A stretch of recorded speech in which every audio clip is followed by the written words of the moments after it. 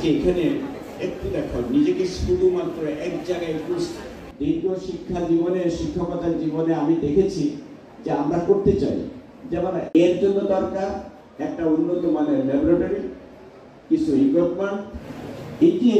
এই জিনিসটা একদম ইগনোর।